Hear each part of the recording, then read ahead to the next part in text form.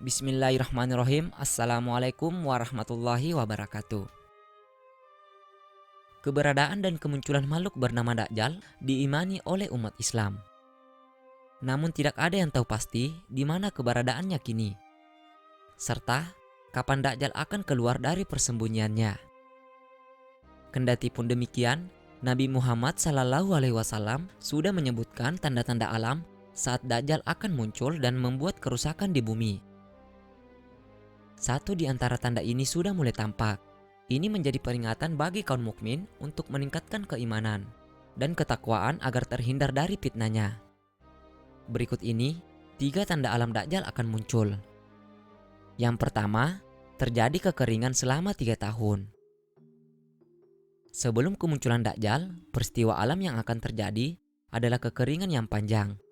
3 tahun sebelum kemunculannya, Allah Subhanahu wa Ta'ala akan menahan air dari langitnya. Kondisi ini terjadi secara bertahap, di mana pada tahun pertama Allah Subhanahu wa Ta'ala menahan sepertiga dari air hujannya. Pada tahun kedua, langit akan menahan 2/3 dari air hujannya. Dan tahun ketiga, langit akan menahan air hujannya semua. Tidak terbayangkan kondisi pada saat itu, mengingat air merupakan sumber kehidupan makhluk hidup yang ada di bumi. Nabi SAW bersabda, 3 tahun sebelum keluarnya Dajjal, langit akan menahan sepertiga dari air hujannya, dan bumi menahan sepertiga dari tumbuh-tumbuhannya. Pada tahun yang kedua, langit akan menahan 2/3 dari air hujannya, dan bumi akan menahan 2/3 dari tumbuh-tumbuhannya. Pada tahun yang ketiga, langit akan menahan air hujan semuanya, dan bumi juga akan menahan tumbuh-tumbuhan semua. Hadis riwayat Ahmad.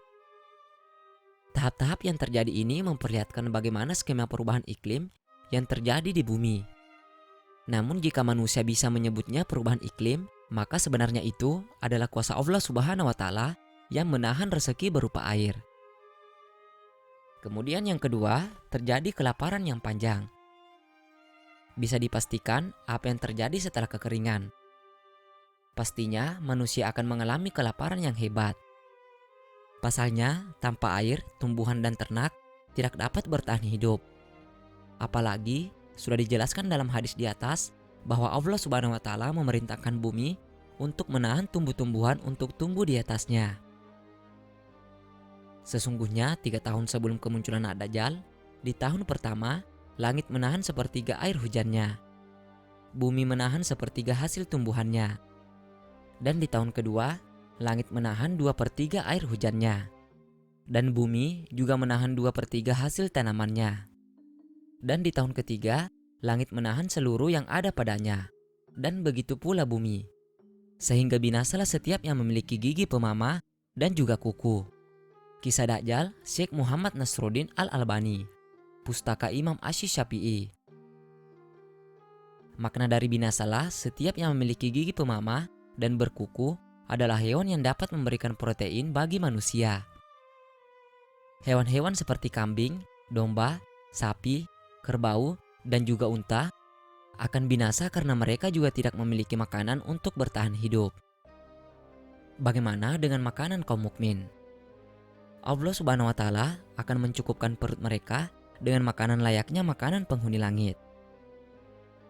Nabi Muhammad SAW bersabda, yang artinya, akan tetapi mereka membaca tasbih dan mensucikan Allah Subhanahu wa Ta'ala. Dan itulah makanan dan minuman kaum beriman saat itu, tasbih dan takdis. Hadis riwayat Abdul Razak, Ahmad, dan Ibnu Asakir. Yang ketiga, menyusutnya Danau Tiberias. Salah satu fenomena alam yang menandai kemunculan Dajjal adalah menyusutnya Danau Tiberias. Secara geografis, wilayahnya terletak di Palestina dan Suriah. Namun saat ini sudah dikuasai oleh Israel.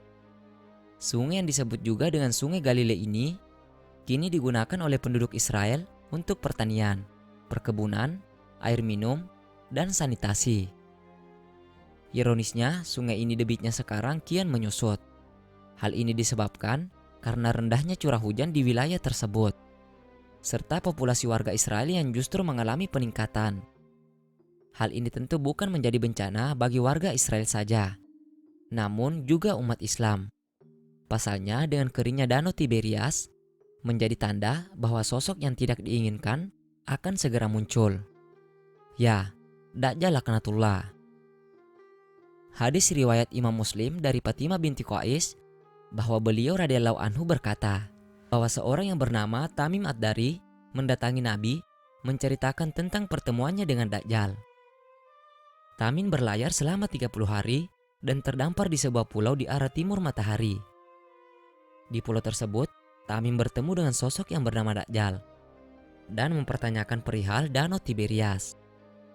Beritahukan kepadaku tentang Danau Tiberias. Kami pun berkata, tentang apanya yang ingin engkau ketahui? Dia berkata, apakah di sana ada airnya? Kami menjawab, danau itu banyak airnya. Dia berkata, ketahuilah airnya tak lama lagi akan habis. Hadis riwayat Imam Muslim.